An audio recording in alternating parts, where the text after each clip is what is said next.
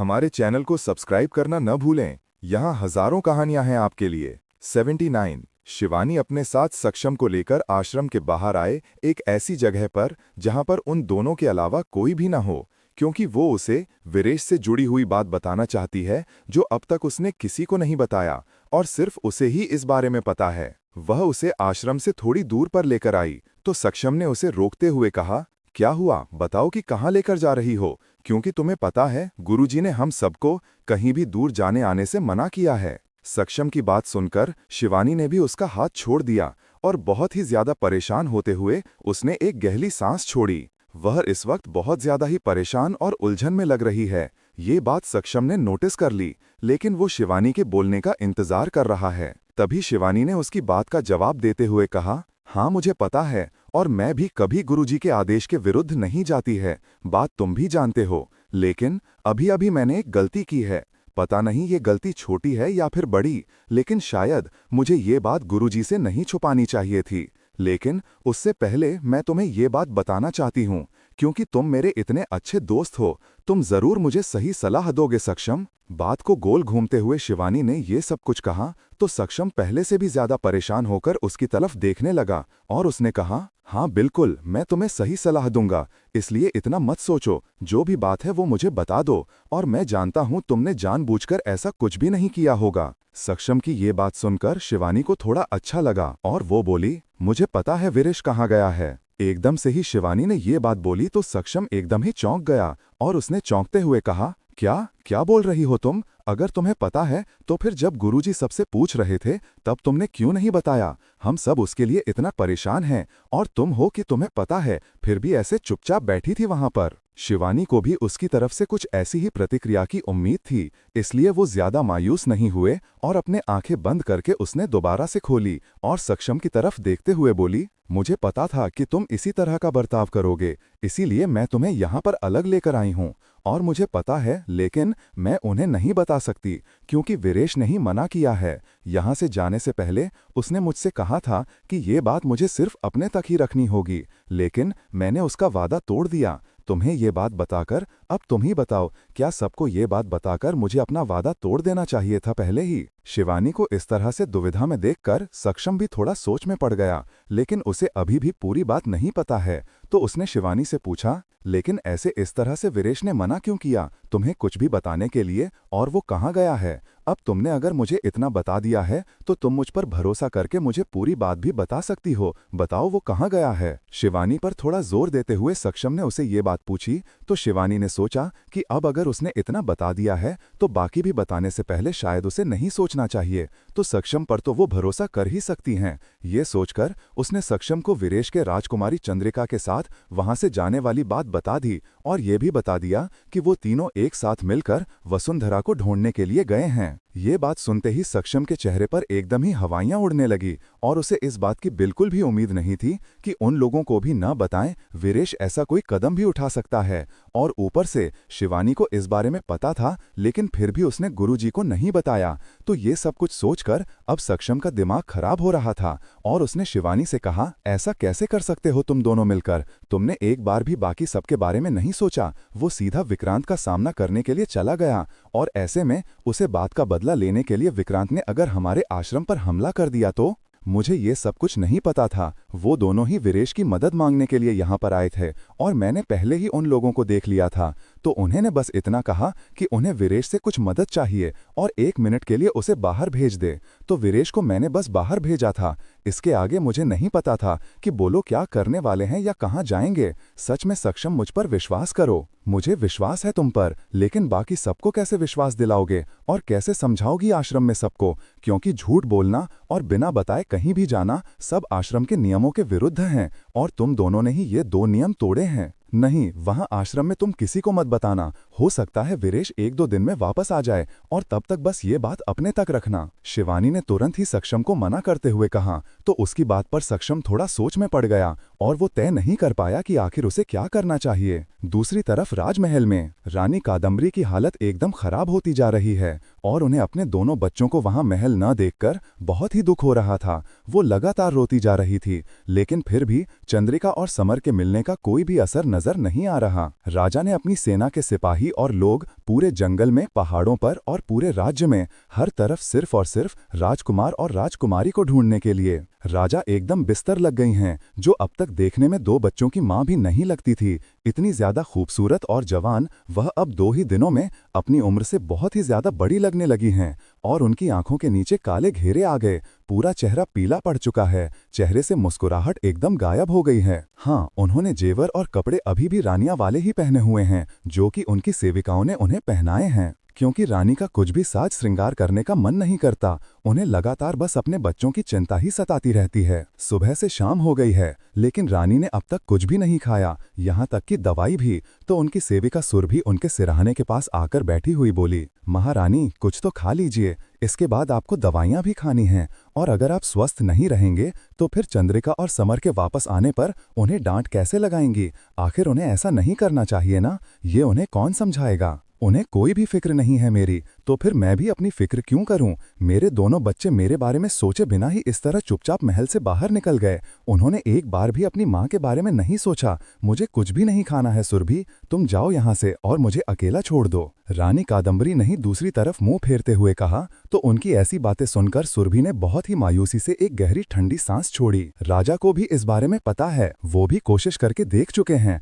लेकिन फिर भी रानी उनकी बात नहीं सुन रही। वो समझ सकते हैं, औलाद का गम ही ऐसा होता है। राजा को भी ये गम अंदर ही अंदर खाए जा रहा है, क्योंकि इतने सालों से चंद्रिका के पैदा होने से लेकर अब तक उन लोगों ने जितने भी जतन किए वो सभी बेकार चले गए। आखिर जिसे महल में रोकने के लिए उन लोगों ने एक नकली राजकुमारी रखी और बहुत ही ज्यादा स्वार्थी बनाकर आखिर उसकी बलि भी चढ़ा दी। सबके सामने से विक्रांत वसुंधरा को ले गया, लेकिन फिर भी राजा रानी ये सोचकर खुश थे कि कम से कम उनकी बच्ची सुरक्षित और उनकी आंखों के सामने है। लेकिन फिर भी भाग्य का लिखा वो लोग नहीं बदल पाए, और जो भविष्यवाणी हुई थी ऐसा होकर रहेगा। राजा को भी अब यही लगने लगा है। वो भी बहुत परेशान है, लेकिन अपनी परेशानी फिलहाल राजा किसी के साथ बांट भी नहीं सकता। अपने कक्ष में महल की खिड़की के पास खड़े होते हुए राजा ने एक गहरी सांस लेते हुए कहा, चंद्रिका, समर, कहाँ हैं आप? दोनों वापस आ जाइए। आपकी माँ की हालत आप हमसे अच्छी नहीं जा रही। कम से कम उनके लिए ही महल वापस लौट आइए। राजा अपने आप से ही बात करते हुए ये सब कुछ बोल रहा है, क्योंकि उसकी ये बात चंद्रिका और समर तक तो नहीं पहुंचने वाली। वो दोनों तो यहाँ से बहुत दूर हैं। पहाड़ों के बीच अपनी आंखों के सामने टूटती हुई उस गुफा के सामने वीरेश, चंद्रिका और समर तीनों ही खड़े हुए हैं। वीरेश ने तो ऐसा सब पहले भी देखा हुआ है, इसलिए उसे इतनी ज्यादा हैरानी नहीं हो रही। लेकिन चंद्रिका और समर दोनों ही अपने सामने होता हुआ वो सब कुछ देखकर बहुत ही ज्यादा सदमे में हैं। अगर हम अभी भी उसे गुफा के अंदर होते तो क्या होता हमारा? समर ने उसे तरफ देखते हुए एकदम बेवकूफियत भरा सवाल किया। तो वीरेश ने कहा, मर जाते और क्या, तुम्हें नहीं फिर तुम्हारी लाश निकाल कर लाते हम दोनों वहां से, इससे ज्यादा और क्या ही होता। उसने ये बात इतनी आसानी से बोल दी, लेकिन उसकी बात सुनकर चंद्रिका और समर दोनों ने ही बहुत ज्यादा हैरानी से उसकी तरफ देखा। समर ने तुरंत ही उस सवाल करते हुए कहा, ये इस तरह किसी के भी करने की बात तुम इतनी आसानी से कैसे बोल सकते हो, वो भी उसके सामने? क्या तुम्हारे लिए किसी के भी जान की कोई कीमत नहीं होती? और हम तो राजकुमार हैं। राजकुमार हो, राजा, या फिर कोई मामूली गांव वाला, या हमारे आश्रम का साधारण शिष्य, हम लोगों को हमेशा यही सिखाया गया है कि कोई भी किसी से अलग नहीं है, सबकी जान की कीमत भी एक ही होती है। वीरेश ने बहुत ही सहूलियत से उसकी इस बात का जवाब दिया, तो चंद्रिका और समर एक दूसरे का मुंह देखने लगे, लेकिन फिर आगे वो दोनों कुछ नहीं बोल पाए। तभी चंद्रिका ने बात बदलते हुए कहा, चलो अच्छा, यहाँ से आगे चले, हमें ज्यादा देर यहाँ पर नहीं रुकना चाहिए, कोई भी फायदा नहीं है यहाँ रुकने का। और वैसे भी ये एक ठिकाना तबाह हुआ है उन काली शक्तियों का, तो उन्हें जल्द ही पता चल जाएगा, है ना? हाँ, पता चल जाएगा, लेकिन मुझे नहीं लगता वो आप इस जगह पर आएंगे, क्योंकि ये उनके किसी काम की नहीं बची है। और उन्हें ये भी पता नहीं चल पाएगा कि किसकी वजह से ये सब कुछ हुआ, क्योंकि हमने जानबूझकर ये नहीं किया है। वीरेश ने चंद्रिका की बात का जवाब दिया, और तब तक वो तीनों ही वहां से आगे बढ़ गए। रास्ते में चंद्रिका ने कहा, क्या तुम्हें पता भी है तुम हमें कहाँ लेकर जा रहे हो, या फिर बस ऐसे ही पूरा जंगल, पहाड़ और हमारा पूरा राज्य घूमने का इरादा है? चंद्रिका अब तक चलते चलते थक चुकी है, इसीलिए उसने परेशान होकर ये बात पूछी, क्योंकि वीरेश बस चुपचाप आगे बढ़ता जा रहा था, और चंद्रिका समर के पास भी उसके पीछे पीछे आने के अलावा और कोई रास्ता नहीं है, क्योंकि वो दोनों तो वहां के रास्ते भी इतनी अच्छी तरह से नहीं पहचानते। कहानी जारी रहेगी। हमारे चैनल को सब्सक्राइब करना ना भूलें। यहाँ हजारों कहानियां हैं आपके लिए। 80। वीरेश, चंद्रिका और समर तीनों जंगल में चलते हुए ज्यादा आगे बढ़ते जा रहे हैं। उन लोगों को भी पता नहीं कि वो कहाँ जा रहे हैं। तभी वीरेश की नजर बहुत दूर से उठाते हुए धुएं पर पड़ती है।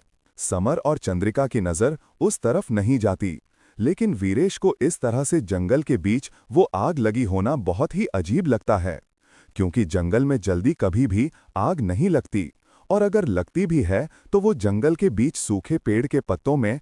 इस तरह से पहाड़ों के बीच किसी खंडहर के चारों तरफ आग लगना बहुत ही अजीब था। वो लोग अभी वहां से काफी ज्यादा दूर थे, लेकिन फिर भी वीरेश को उसकी शक्तियों की वजह से आसपास इन सारी चीजों का पहले ही पता चल जाता था। इसलिए दूर से ही उसे वो घर और उसके आसपास लगी हुई आग भी नजर आ रही थी। पहले तो उसे सिर्फ धुआं ही नजर आया था, लेकिन फिर वो समर और चंद्रिका से आगे चलता हुआ वो उस तरफ आया तो पहाड़ी के एकदम किनारे पर खड़े होकर उसे वो धुआं दिखाई दिया। क्योंकि वीरेश उस पहाड़ी के एकदम किनारे पर खड़ा हुआ था और उसके पीछे ही चंद्रिका और समर भी वहां पर आए, और चंद्रिका उसका हाथ पकड़ते हुए बोली, यहां से ही नीचे कूदने का इरादा है क्या? क्योंकि जिस काम के लिए हम निकले थे अभी तक उसके जरा सा भी नजदीक नहीं पहुंच पाए हैं। चंद्रिका की ये बात सुनकर वीरेश समझ नहीं पाया कि वो उसे ताना मार रही है या फिर उसकी फिक्र कर रही है। इसलिए वो अपने ही अंदाज में जवाब देता हुआ बोला, ठीक है, माना कि अब तक हम राजकुमारी को नहीं ढूंढ पाए, फिर भी उसके लिए मैं आत्महत्या क्यों करूंगा भला?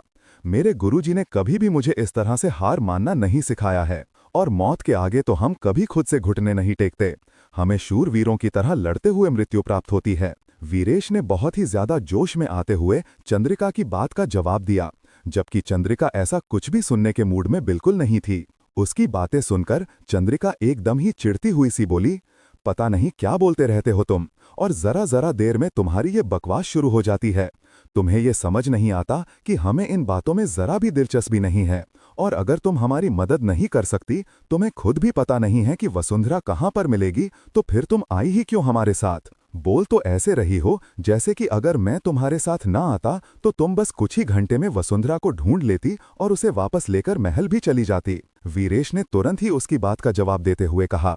तो इस बात पर चंद्रिका का मुंह बन गया, क्योंकि असल में तो उसे भी कुछ नहीं पता था। यहां तक चंद्रिका तो इस बारे में कोई जरा सी की भनक तक नहीं थी कि विक्रांत आखिर उसे कहां लेकर गया होगा, विक्रांत है कौन और आखिर वो चाहता क्या है, क्योंकि चंद्रिका ने तो उस दिन विक्रांत को देखा तक नहीं था। उन दोनों का आमना सामना भी नहीं हुआ, ना ही चंद्रिका उसे पहचानती है, लेकिन वीरेश का उससे आमना सामना हुआ था और उसके सामने ही वो वसुंधरा को लेकर गया। इसलिए बस चंद्रिका ने वीरेश से मदद मांगी थी। चंद्रिका फिलहाल इस बात को स्वीकार नहीं करना चाहती कि बिना वीरेश की मदद के तो वो जंगल में यहां तक भी ना पहुंच पाती। इसलिए उसने उसी तरह का नकली घमंड दिखाते हुए कहा, नहीं, अगर मुझे पता होता तो मैं सच में कब का उसे लेने चली भी जाती।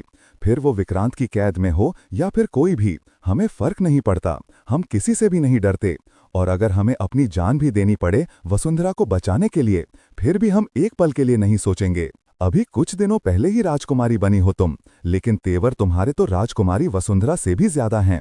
वो तो कितनी अच्छी और दयालु थी, लेकिन तुम देखो कैसे लड़ रही हो मुझसे। एक तो मैं तुम्हारी मदद कर रहा हूं। चंद्रिका की बातें सुनकर वीरेश ने अकड़ कर उससे कहा। वीरेश को ऐसे अकड़ते देखकर चंद्रिका भी एकदम तुनक कर बोली, हाँ तो क्या एहसान कर रहे हो मुझ पर? ये मत बोलो कि तुम्हारा काम था वसुंधरा की रक्षा करना, लेकिन तुम वो भी ठीक से नहीं कर पाया और तुम्हें उसे बात का पछतावा है, इसलिए ही तुम मेरे साथ आए हो, कोई मेरे कहने पर नहीं। उन दोनों को ऐसे लड़ते देख समर आगे आते हुए बोला, चुप करो तुम दोनों, इस तरह से आपस में लड़कर बस हम समय बर्बाद कर रहे हैं और कुछ नहीं, इसलिए ठंडे दिमाग से काम लो। और वीरेश बताओ, तुम उस तरफ क्या देख रहे थे? क्या वहां पर कोई उम्मीद है वसुंधरा के होने की? समर ने बहुत ही ज्यादा समझदारी दिखाते हुए कहा, जबकि समर से समझदारी की उम्मीद दोनों में से किसी को भी नहीं है। तो उन दोनों को ही काफी शर्मिंदगी का एहसास हुआ और ये समझ आया कि वो दोनों बेवजह ही कैसे बच्चों की तरह से लड़ रहे थे, वो भी बिना किसी बात के। और सच में जो समर ने कहा वो एकदम ठीक भी है। उन दोनों के इस तरह से लड़ने से कोई भी समस्या हल नहीं होने वाली। वो दोनों लड़कर भी सिर्फ समय ही बर्बाद कर रहे हैं। वीरेश ने भी उसी तरह सहूलियत से समर की बात का जवाब दिया, नहीं, राजकुमारी वसुंधरा तो नहीं, लेकिन वहां उस तरफ मुझे एक धुआं नजर आया है। शायद वहां पर आग लगी हुई है, लेकिन इसके लिए हमें यहां पहाड़ी से नीचे उतरकर वहां पर जाना होगा।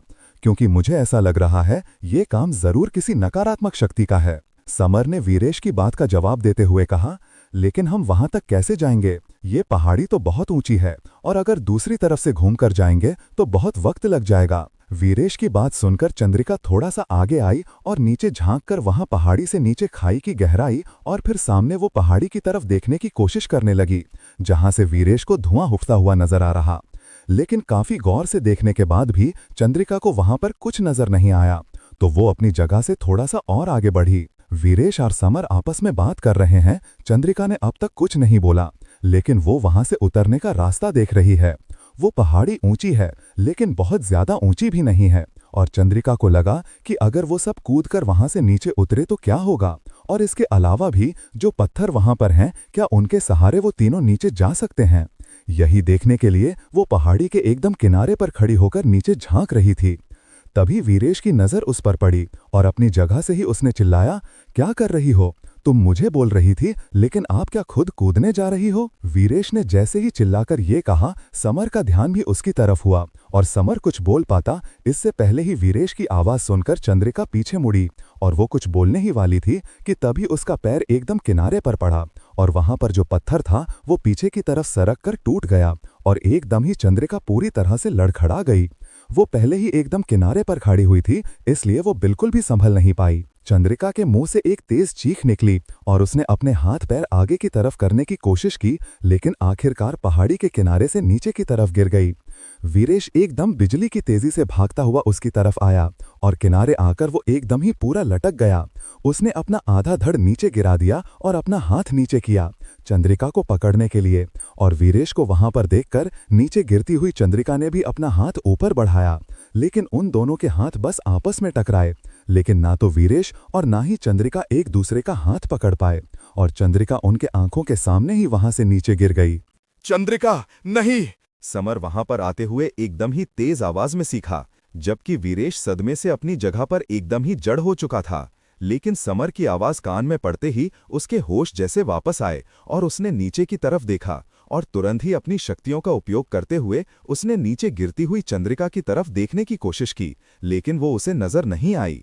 वीरेश ने उसे बचाने के लिए अपनी शक्तियों का इस्तेमाल करते हुए तुरंत ही सुरक्षा घेरा बनाना शुरू कर दिया था, लेकिन वो समझ गया कि अगर उसे चंद्रिका नजर नहीं आई तो फिर वो उसे अपने सुरक्षा घेरे के अंदर नहीं कर सकता है, और अगर वो नीचे गिरकर जमीन से टकराई तो उसे बहुत चोट आएगी, शायद उसकी जान भी जा सकती है। और ये बात सोचते ही वीरेश ने आव देखा न ताव और बिना कुछ सोचे समझे वो भी वहीं पहाड़ी के किनारे से नीचे की तरफ कूद गया। क्या कर रहे हो तुम वीरेश? रुको, कम से कम मुझे कुछ बताओ तो सही, मैं यहाँ पर अकेले क्या करूंगा? और चंद्रिका, क्या वो तुम्हें नजर आ रही है? वीरेश को भी इस तरह चंद्रिका के गिरते ही उसके पीछे वहां पहाड़ी के किनारे से नीचे कूदते देखा समर एकदम ही हड़बड़ाते हुए चिल्लाया, क्योंकि उसे कुछ भी समझ नहीं आ रहा था कि आखिर उसकी आंखों के सामने क्या हो रहा है।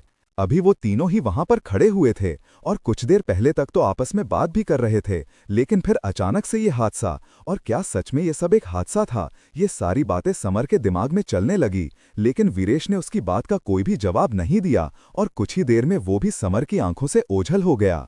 इस पहाड़ी के किनारे से नीचे झांकता हुआ समर बहुत ही सावधानी से वहां पर खड़ा था, क्योंकि नहीं चाहता था कि वो भी उन दोनों की ही तरह वहां से नीचे गिर जाए। वो लोगों को वहां से नीचे की तरफ जाना तो था, लेकिन शायद इस तरह से तो नहीं।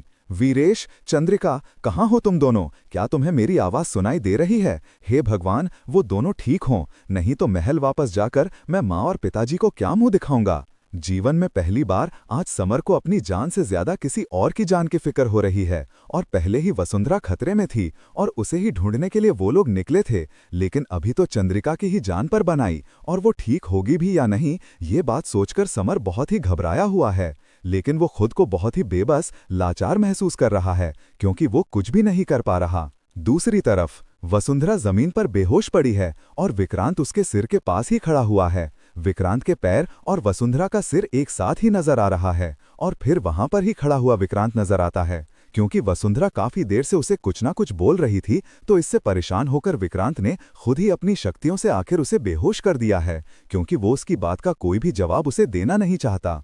असल में उसे जवाब देना ही पसंद नहीं है, क्योंकि कोई भी उससे सवाल नहीं करता, इस तरह से जिस तरह से पिछले 4-5 दिनों से वसुंधरा ने उसका दिमाग खराब किया हुआ है। हाँ, बस ऐसे चुपचाप ही रहा करिए राजकुमारी जी, और ये आपका महल नहीं है जहां आप कुछ भी पूछेंगे और आपको तुरंत ही सारे सवालों के जवाब मिल जाएंगे। ये मेरा इलाका है, मेरी दुनिया, विक्रांत की बनाई काली दुनिया, जहां पर सब कुछ मेरी मर्जी से होता है और किसी को जवाब देना मेरी फितरत में नहीं है। और फिर आपको तो यहाँ लेकर आने का एक बहुत ही बड़ा और ख़ास मकसद है। उसके बिना तो आप यहाँ से नहीं जा पाएंगे और ना ही और कोई आपके यहाँ से ले जा पाएगा। मेरे रहते तो कभी नहीं। हाँ हाँ हाँ हाँ। जमीन पर बेहोश पड़ी वसुंधरा की तरफ देखते हुए विक्रांत ने ये सब कुछ बोला और फिर जोर जोर से हंसने लगा। वो शायद अपनी जीत पर हंस रहा है या फिर वसुंधरा को बेहोश करके, लेकिन उसकी हंसी सुनने के लिए फिलहाल वहां पर उसके अलावा और कोई भी नहीं है, सिर्फ वसुंधरा है और वो बेहोश है।